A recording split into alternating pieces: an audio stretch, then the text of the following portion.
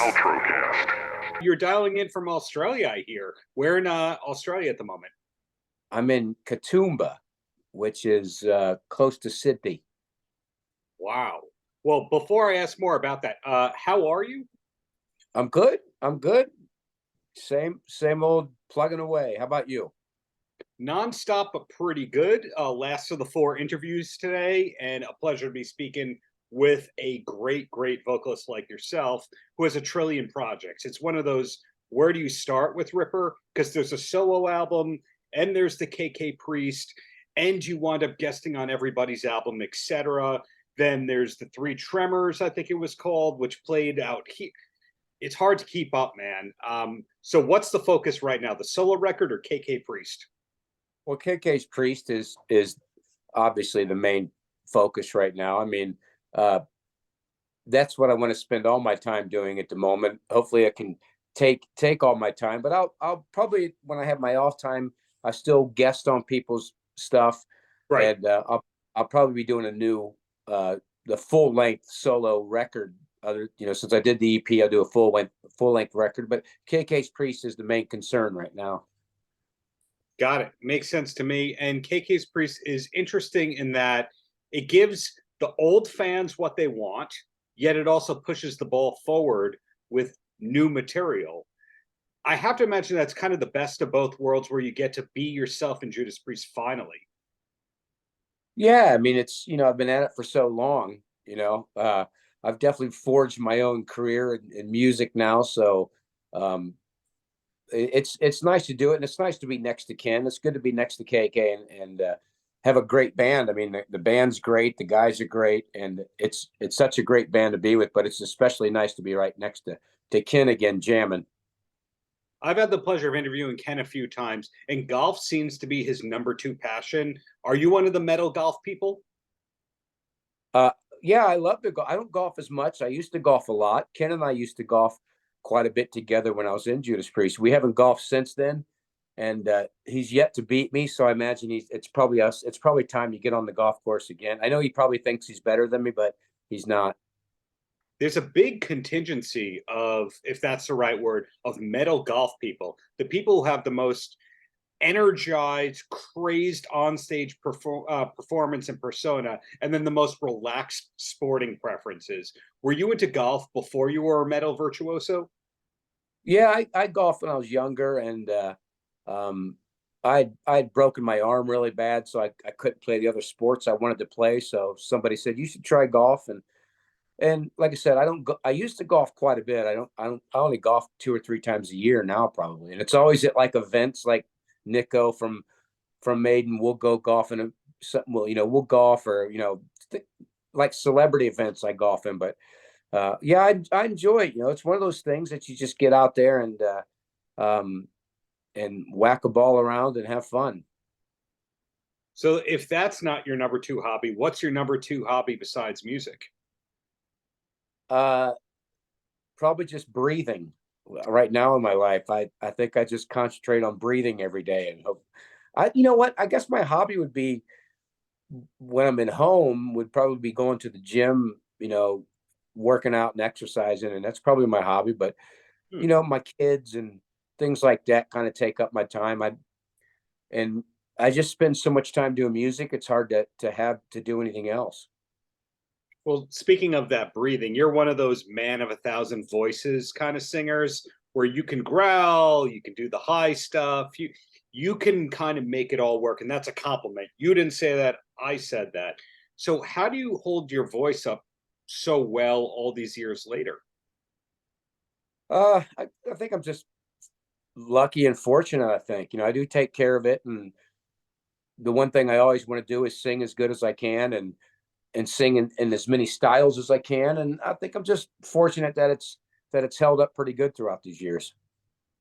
So is it I have to do the vocal warm downs the second I leave the stage? I have to sleep this much, drink this much water? It is not. There's no warming up or warming down with me, really. Really?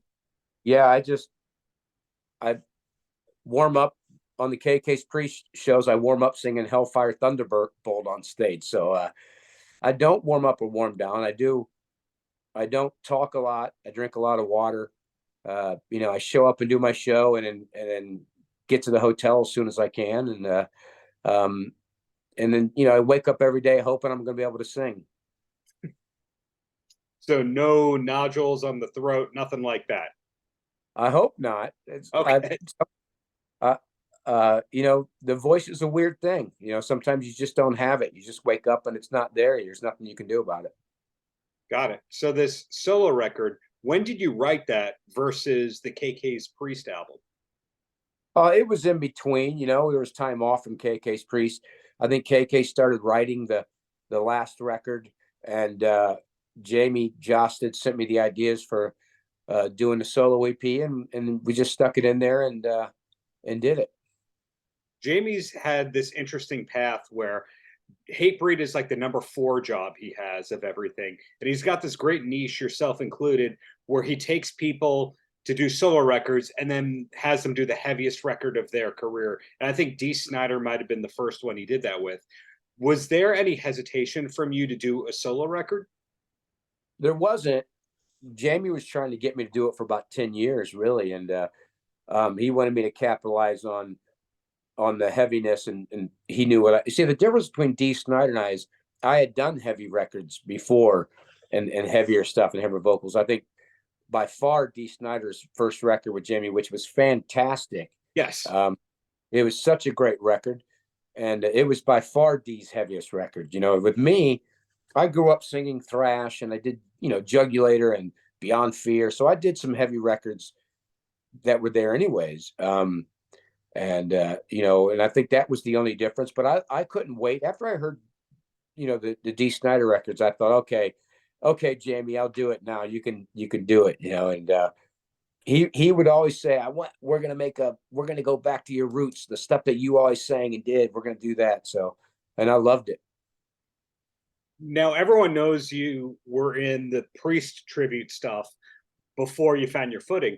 But were there other tribute bands that you were in, or cover bands? Were you doing top 40 or the best of classic rock radio kind of stuff?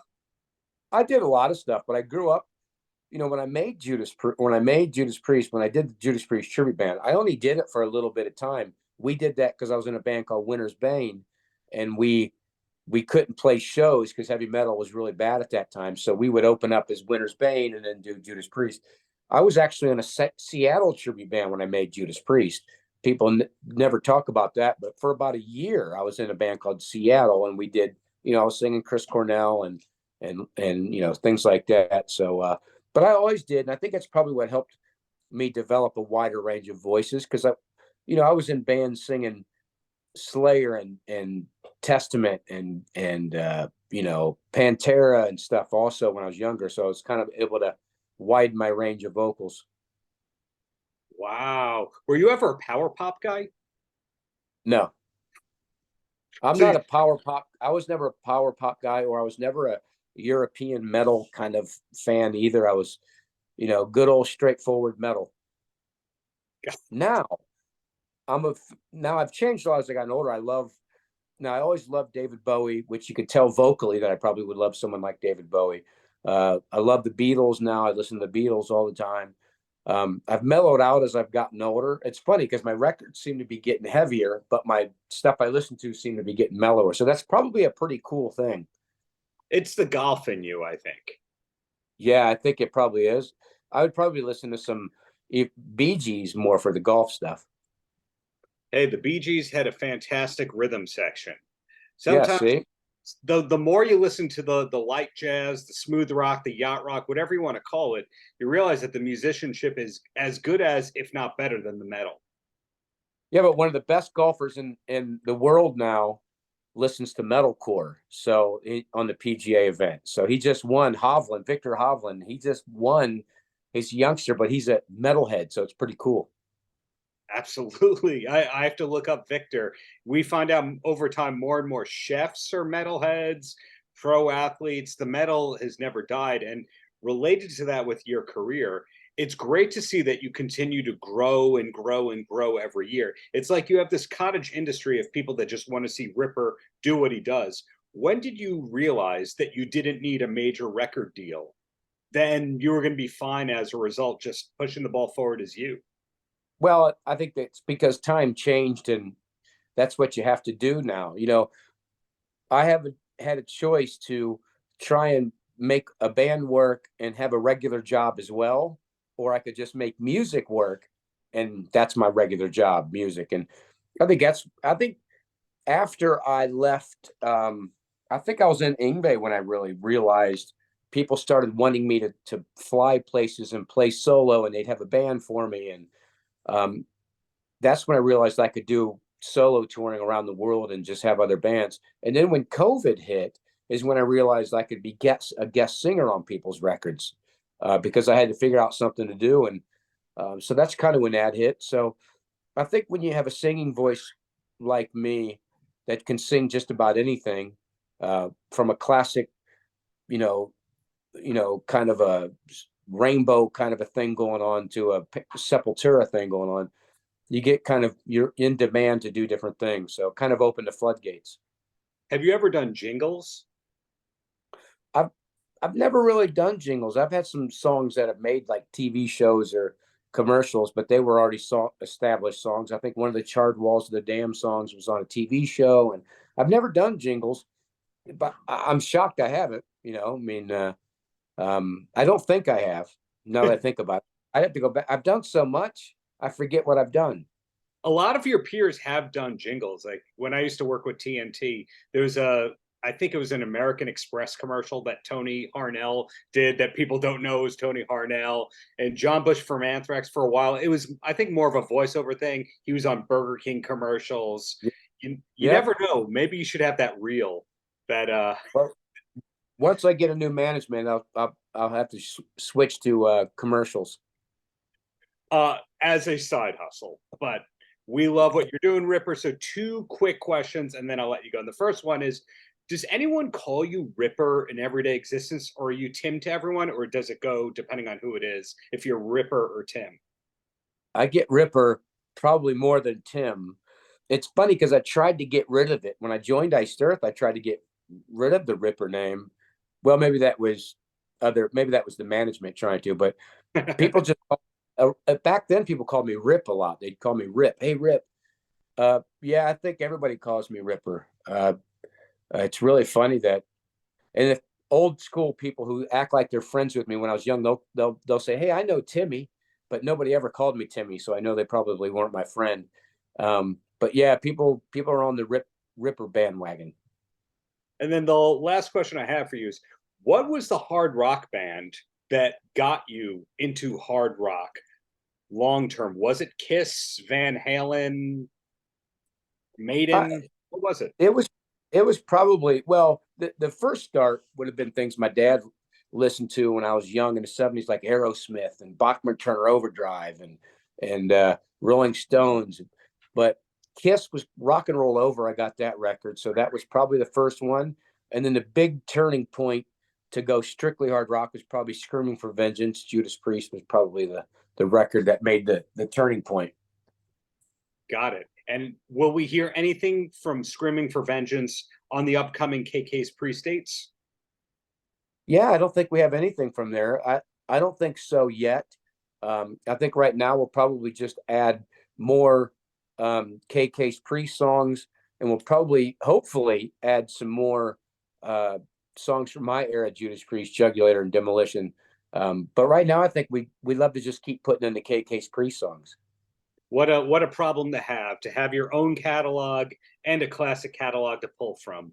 Such problems, I got like a Sears Roebuck catalog of music. It's the most amazing thing.